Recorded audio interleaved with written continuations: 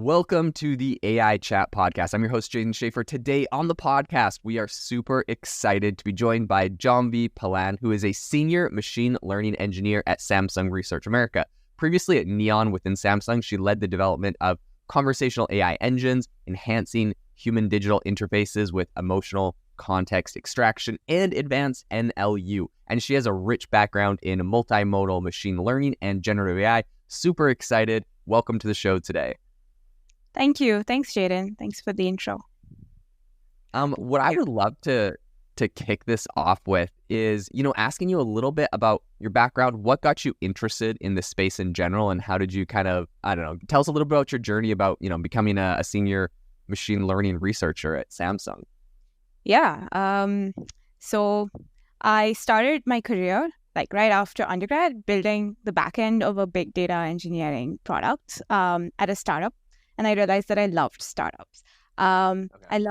Which is funny because I'm not in a startup right now, as you really know. But what I really loved was basically owning everything that I'm doing, sort of end to end. So understanding the big data space as a first job right out of college was new to me because, even in computer science, in undergrad, you don't really know exactly what it's going to be like in the industry. So finally, when you jump all in, it was a pretty nice experience. But that got me interested in the whole big data space and then understanding the system development, distributed systems, all of those areas, the data lakes and so on. And then, have you ever wanted to start your own podcast? I record and publish podcasts on a platform called Spotify for Podcasters, and I absolutely love it. Essentially, you can upload from your phone or computer, and it distributes to every platform that plays podcasts. They support video podcasts, and you can make money on the platform with ads or even podcast subscriptions, something that has made my life so much easier as a podcaster. So if you're interested, I highly recommend you give it a try. You can download the Spotify for Podcast app, or go to spotify.com/podcasters to get started on your podcast today. A Netflix original film. The Wi-Fi isn't working. In the event of a global communications breakdown, do the following. Stay inside. What just happened here is happening everywhere. Avoid strangers. We've all been deserted. I don't trust them. And most importantly, do not panic. Julia Roberts. What happens next? Mahershala Ali. I knew something was coming. Leave the World Behind. Rated R. Now playing only on Netflix. Really understanding that this is sort of the background for anything that comes above it, which is analytics, and then going forward, machine learning, and now it's AI. It's sort of the backbone of it. Of course, compute as well, but data is really what has enabled a lot of these algorithms to actually function the way that they do now. So the combination of being in early 2017-18 and the startup scene in the big data space kind of really motivated me to pursue this further, get a graduate degree in computer science, kind of try to do more research in NLP, in ML, and I was eventually graduated right out of COVID and looking for something that would fit that, give me enough R&D exposure, but also be sort of like a startup environment. My team had this we were working on a very innovative concept and product, and it had this entrepreneurial energy about everyone, and everyone wanted to build and innovate. So I think it seemed like the perfect fit. It was a lot of combination of software, ML, NLP, RL, that sort of research and development. Super cool. Yeah, I mean, amazing. And I can just tell, from talking to you, you really have a passion for some of the stuff you're working on and what you're seeing. Specifically, what kind of inspired you to specialize in distributed systems and machine learning, particularly in natural language processing? Tell us a little bit about, your background. What got you interested in that? Yeah, I love language. I've always been this language, math, logic nerd. And I loved solving, I loved looking at etymology of words and cryptic crosswords and things like that, and how styles of languages really work. And so when I was studying math and computer science, it sort of automatically drew drew me to the field of natural language understanding and processing. So like even things like pattern discovery in words, like nearness in embedding spaces. When I first learned, I was like, okay, this is amazing because it makes sense from a language, from a graphical, like etymological point of view, as well as from a mathematical point of view. And that was sort of what drew me into the field itself. But the potentials of some of the research projects that I worked on and like the research lab that I was a part of in grad school was probably the most fascinating thing to me, which was initially in the area of computational social sciences, digital humanities. So basically building like weakly supervised models. This was again in 2019, 2018. So this is just about the time when BERT and these things, attention and BERT had just sort of come up before the advent of large language models as we now know. So it was still, we were trying to reduce the amount of data that we were using for supervised data that we were using for some of these models. And we wanted to identify hate speech on social media and echo chambers in social media. And I think that using everything that I loved, like language, math, computer science, logic, and being able to actually put that to what I thought was a good cause in my academic scope at the very least was very fascinating to me. And I think that kind of drew me in more to NLP as a field in general.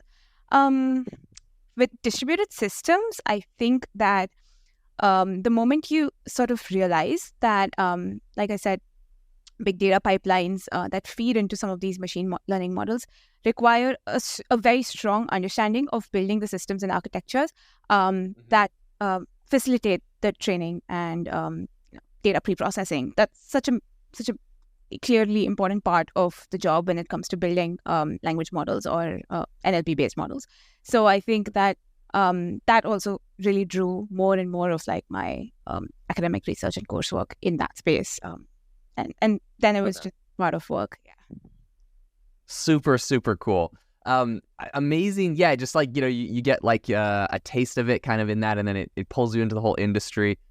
So interesting. Okay, tell me a little bit about Neon. I understand you're working on creating like hyper-realistic digital humans. What were some of the biggest challenges in making those, digital beings as lifelike as possible? And also just like for the listeners that doesn't know, what this project was, tell us a little bit about this project. Yeah, so we call them digital humans. So the idea behind Neons is basically an interface wherein you can connect with virtual humans over a 2D interface like you and I are talking right now, except I would be a digital human, for instance.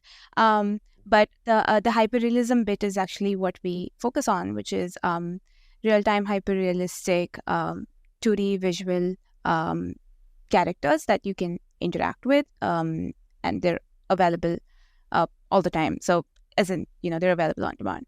And this that's the underlying idea.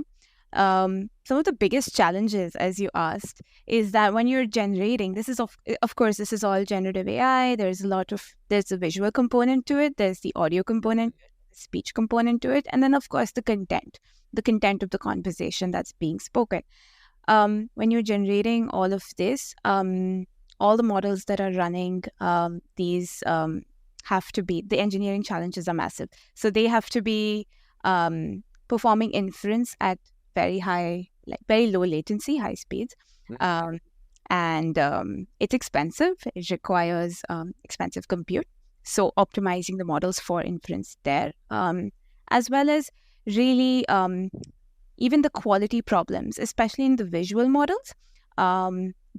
We're so used to seeing humans and interacting with humans that as human beings, we really perceive artifacts in human visual anatomy or any part of the face, any part of the body, behavior. We're very attuned to identifying issues with that. So the reliability of the models in terms of prediction is actually super important. And at the end of the day, machine learning models are function approximators. We're minimizing a loss function. We're not saying it'll be zero for any kind of ML model. So it's very hard to guarantee this.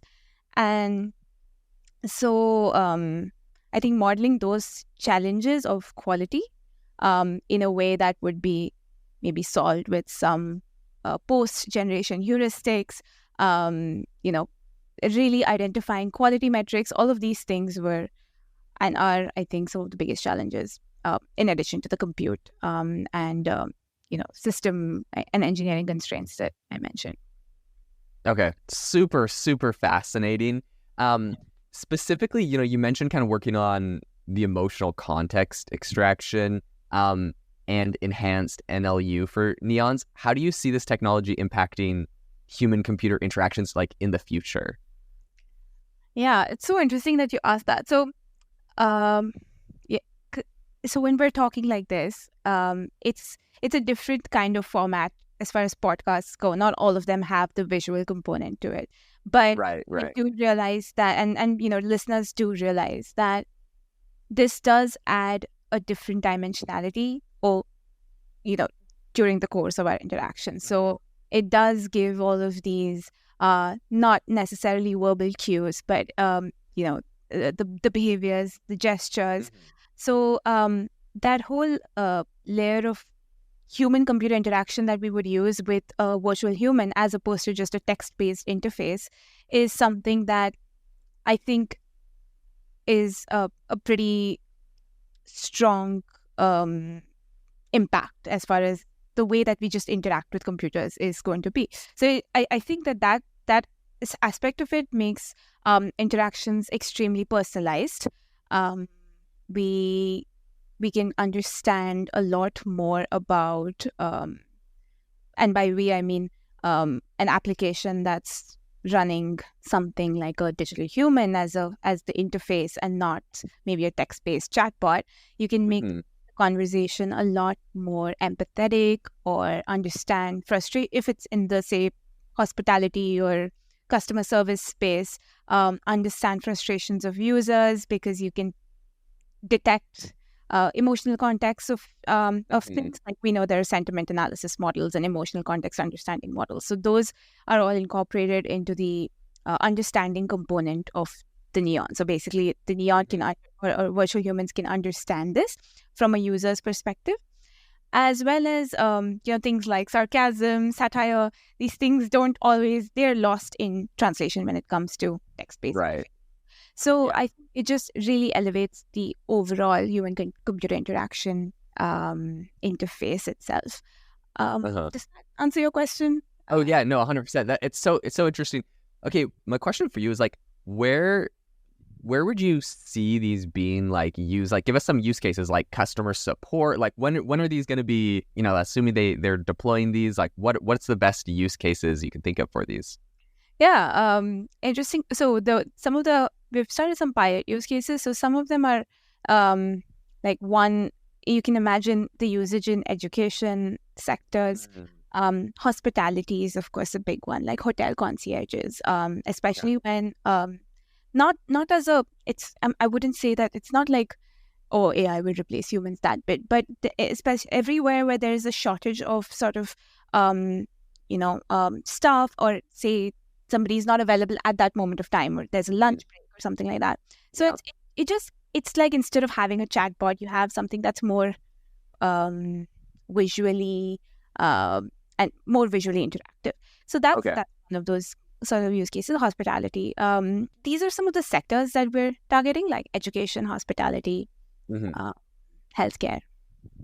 Okay. And like, what would that look like? Is it like a big, like a computer monitor with like a person's avatar on it and like a camera, and then you go like talk to it and it can like tell you stuff? Like tell us about, what that looks like. Yeah, no, exactly. It's exactly like that. So imagine like a computer screen, or it's cloud native, so it could be on any screen. But a phone or a computer screen or an actual TV screen, we're Samsung, so Samsung devices. Perfect. No, we don't have that yet. But what I mean is that that's potentially something that would be interesting.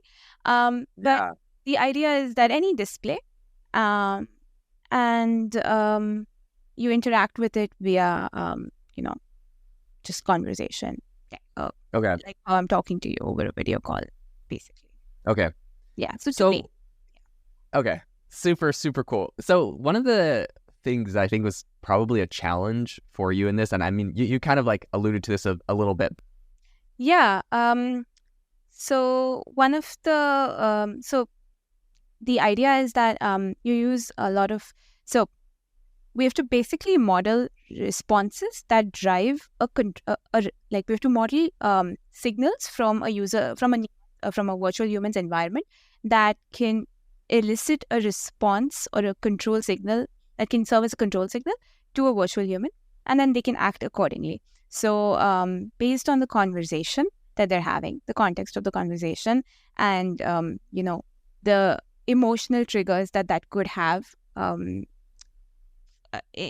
Emotional triggers is a strong word, but basically, if it's a happy or a positive sentiment or a negative sentiment, it could elicit a smile or nod in acknowledgement.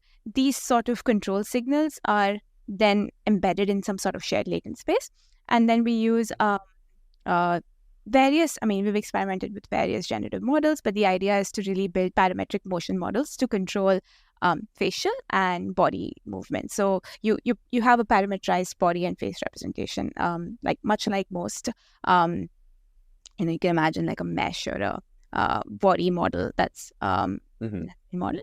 I can't tell you exactly what it is that we use, but the idea. The secret sauce. The idea that we basically we were able to generate sequences that can understand. That can use control signals to drive and effectively like animation sequences, but kind of in a generative manner. So the sort of models that we use are GANs, variational autoencoders. I experimented with some stable diffusion, with some not stable diffusion models that are used for motion generation, and really things that would be. These are models that are that would generate consistent motion for these sort of correlated parameters of the body and face, while adhering to physical constraints of the body's anatomy. It's also it's an important constraint because we're modeling the human body, so and human face.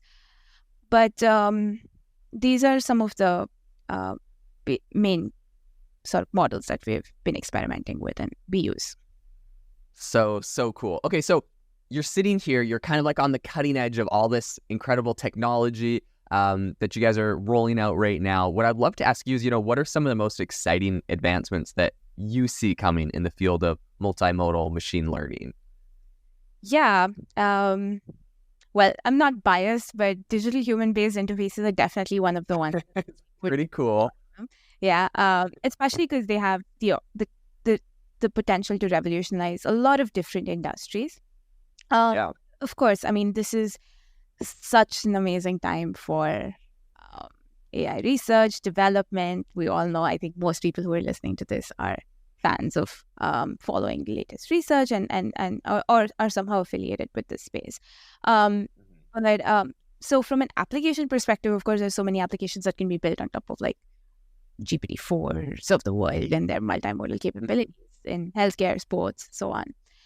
But in terms of the advancements that I see from a pure research and development perspective that are slightly more near term, like in the next year or two, I think the most important ones to me seem to be things that we're able to actually run these things more efficiently. So especially the 100 plus billion parameter. I don't know how many billion parameters there are in GPT-4. We don't know that, but those that scale models with that scale internet scale data during training, but also during inference, being able to run them with much more efficiency during training, to be doing it in a much more efficient way as well, so that you minimize the amount of compute that's necessary. Really running them on device. Those are like that sort of optimization is extremely important and probably a big field of research. Reliable video generation, which there's of course some work on, like text to video, animate anyone sort of models. but reliability metrics, quality metrics, understanding that, so that in an end-to-end way we can have multi-frame scene generation with videos, with actors. So really, AI movies, to some extent, pretty fascinating to me. So that, because that's the latter is also there's a lot of areas of research there, which, because we work in that space, we're aware of the limitations. So yeah, it's not just another step on top of GPT-4. So I think that's another area of exciting research for me. So cool. Janvi, this has been phenomenal having you on the podcast today, sharing your insights. I mean, you guys are working on some really, really cool stuff. As we wrap this up, the last question I would love to ask you, based on your extensive experience and everything that you're seeing, where do you see, what are some predictions you can make about the future? Where do you see the future of AI and machine learning heading, going forward? Yeah. So technically, like I said, there's so much scope to optimize models, to make them smaller, to make them cheaper to run, to make them more accessible. I think one of the things that I wish that we can, there's the whole innovation, I love creative innovation, I want to build, I'm an engineer side of me, but then there's also the sort of, what I hope that we can do while the disruption goes on, and that research is heavily funded in that space, is in the context of social sciences, in the context of bias, and really reducing the identifying and reducing the socio-technical harms of these algorithmic systems, right? Because there is that aspect of things which is much harder to quantify and measure, but building the right tooling, making users more aware of the sort of biases some of these models could potentially incorporate, not moderation, but just increasing awareness instead of recklessness, I think is an area of research that I hope sees more and more encouragement. Potentially an area of improvement that's also necessary is to work with policymakers so that everyone does understand the repercussions of certain harms of using some of these models, and if not mitigated properly. So I think that's definitely one of the main focuses, and I personally hope to contribute more to as well, both from an open source space and hopefully from a more formal space. And yeah, hopefully also another area is privacy. I think a lot of these models, especially on the internet scale data, do leak information. There's significant research to show that. So I think that's another area that I do hope sees a lot of advancements in the future. Super, super cool. Well, Janvi, I'm super excited about everything that you're working on. It's been great having you on the show today. If people are interested in getting in contact with you or following along on some of the projects that you're working on, what's the best way for them to do that? I think, so we have a website, I can share it. And I think potentially check out my LinkedIn page. I do share updates there. But yeah, Okay, awesome. And to the listener, I'll drop links in the show notes to the website. You can check out what they're working on. Some phenomenal stuff. Thank you so much again for coming on to the listener. Thank you so much for tuning in to the AI Chat podcast. Make sure to rate us wherever you get your podcasts, and I hope you have a fantastic rest of your day.